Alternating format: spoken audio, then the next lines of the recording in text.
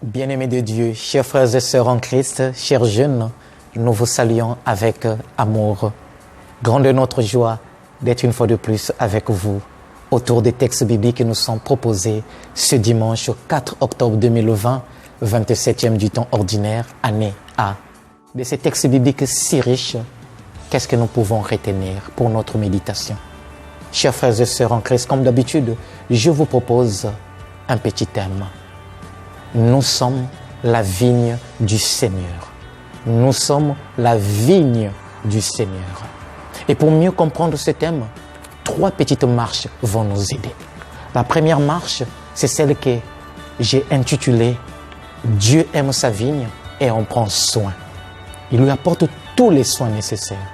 La deuxième marche, Dieu nous demande de produire et attend de nous de bons fruits si vous voulez. Troisième marche, prenons soin de la vigne du Seigneur. Dieu aime sa vigne et lui apporte les soins nécessaires. Bien-aimés de Dieu, en regardant de près la première lecture de ces jours, elle nous fait penser à une tradition juive autour d'un chant qu'on appelle le chant nuptial. Eh bien, ce chant invitait l'époux à apporter les soins nécessaires à l'épouse, à se dépenser, à se donner vraiment pour que l'épouse soit heureuse. Et l'épouse est comparée à la vigne. Pourquoi la vigne? Eh bien, c'est cette plante qui demande beaucoup, n'est-ce pas, de soins, d'attention pour favoriser sa croissance. La grande question, c'est de savoir, alors, pourquoi évidemment ce chant se retrouve dans la bouche du prophète Isaïe aujourd'hui? Et pourquoi cette lecture nous est proposée?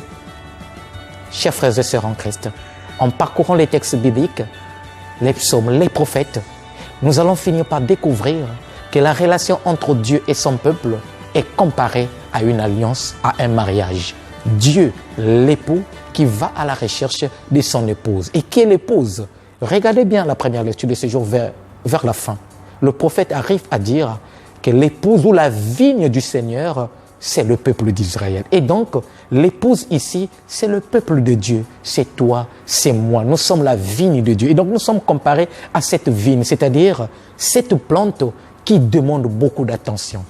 Et voilà que le prophète nous fait comprendre dans cette première lecture que Dieu prend soin. Il lui apporte tout le nécessaire. Il fait de telle sorte que cette vigne puisse croître. Quelle sollicitude!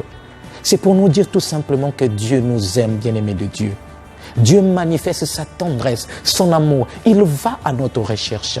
Et un livre dans la Bible, évidemment, résonne avec beaucoup de clarté pour nous faire comprendre ce thème de la relation entre Dieu et nous comme étant une relation d'amour. C'est le livre des Cantiques des Cantiques. Chers frères et sœurs en Christ, nous sommes la vigne de Dieu, c'est-à-dire cette plante que Dieu chérit. Il est là, il fait le tout possible pour que nous puissions croître. Bien-aimés de Dieu, pour notre deuxième marche, le Seigneur nous invite à produire des bons fruits. Nous avons vu dans la première lecture que Dieu est le vigneron lui-même. C'est lui qui prend soin de sa vigne. Et la vigne du Seigneur, c'est le peuple de Dieu. C'est toi et moi aujourd'hui. Et donc, Dieu, n'est-ce pas, s'investit, il se donne pour que, évidemment, nous puissions à la fin produire des bons fruits. Et la première lecture nous a montré que quand Dieu vient, évidemment, pour chercher des fruits, qu'est-ce qu'il trouve? Eh bien, il ne trouve pas de bons fruits, il ne trouve que le crime. Il trouve des cris. Il trouve des gens qui ont bouleversé l'ordre des choses. Ce qui est mal, il les considère comme bien. Et ce qui est bien, il les considère comme mal.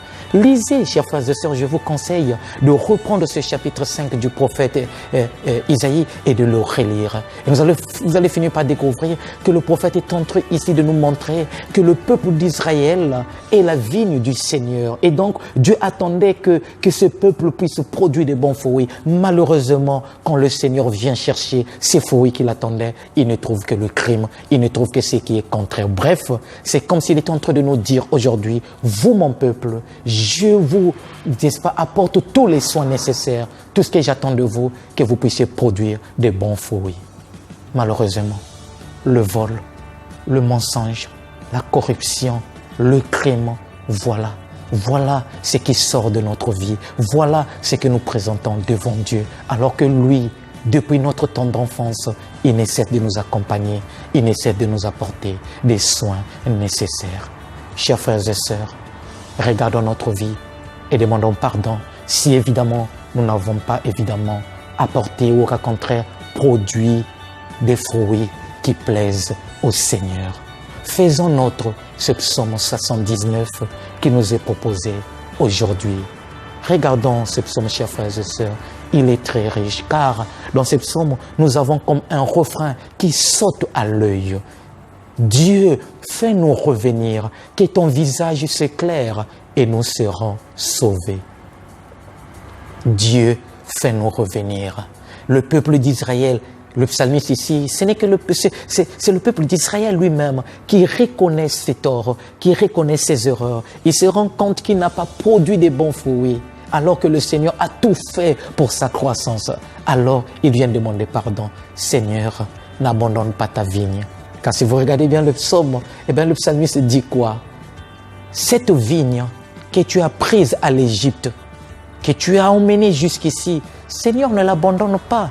Prends soin de ta vigne. Et là encore, nous avons l'expression vigne, le mot vigne, l'image de la vigne, pour dire que nous sommes le peuple que tu as aimé. Vas-tu nous abandonner à cause de nos péchés? Non, Seigneur, fais-nous revenir. Or, revenir, nous le savons très bien dans la Bible, c'est quoi? C'est la conversion, le retour, converso, tourner le dos à notre vie qui n'était pas bonne pour revenir vers le Seigneur. Et le psalmiste ira même très loin. Il dit quoi? Jamais plus nous n'irons loin de toi. Autrement dit, il prend la résolution de ne plus abandonner le Seigneur, de marcher selon les voies du Seigneur, les commandements du Seigneur. Reconnaissons-nous aussi, chers frères et sœurs, quand notre vie n'a pas produit de bons fruits, demandons pardon. Ayons le courage de revenir et dire à Dieu, Seigneur, pardonne-moi, pardonne-moi et donne-moi le courage de reprendre le chemin. Ne me laisse pas, car je suis ta vigne. Saint Paul le dit autrement dans la deuxième lecture de ces jours. Car pour Saint Paul, oui, nous n'avons pas à nous inquiéter parce que Dieu prend soin de nous. Mais en même temps, il faudrait que nous puissions savoir que nos prières, toutes nos supplications doivent avoir un lien avec notre vie de chaque jour. Dieu veille sur nous, mais il attend à ce que nous puissions cultiver quelques attitudes qui soient bonnes. Ainsi, dira-t-il, tout ce qui est vrai et noble, tout ce qui est juste et pur, tout ce qui est digne d'être aimé et honoré, tout ce qui s'appelle vertu et qui mérite des éloges, prenez-le en votre compte, dit Saint Paul. Et donc Saint Paul nous encourage à faire tout ce qui est bien, à cultiver de bonnes attitudes, autrement dit, à produire des fruits que Dieu attend de nous. Troisième marche pour notre méditation, chers frères et sœurs en Christ, est celle que nous avons intitulée « Prendre soin de la vigne de Dieu ». Oui, prenons soin de la vigne du Seigneur. Dans la première lecture, le prophète Isaïe nous a donné de comprendre que le vigneron, c'est Dieu lui-même. C'est lui qui prend soin de sa vigne. Et la vigne du Seigneur, c'est son peuple. C'est toi et moi aujourd'hui. Dieu attend que nous puissions produire des bons fruits. Malheureusement, comme a dit le prophète, quand Dieu vient chercher ses raisins, qu'est-ce qu'il trouve? Il ne trouve que le crime, le vol, le mensonge et toutes les antivaleurs que nous connaissons. Bien-aimés de Dieu, si nous nous retrouvons dans cette situation, n'ayons pas peur de revenir. Dieu pardonne toujours, comme nous l'a rappelé le psalmiste aujourd'hui. Revenons vers le Seigneur. Il saura toujours nous accueillir car nous sommes la vigne que lui-même a prise à l'Égypte.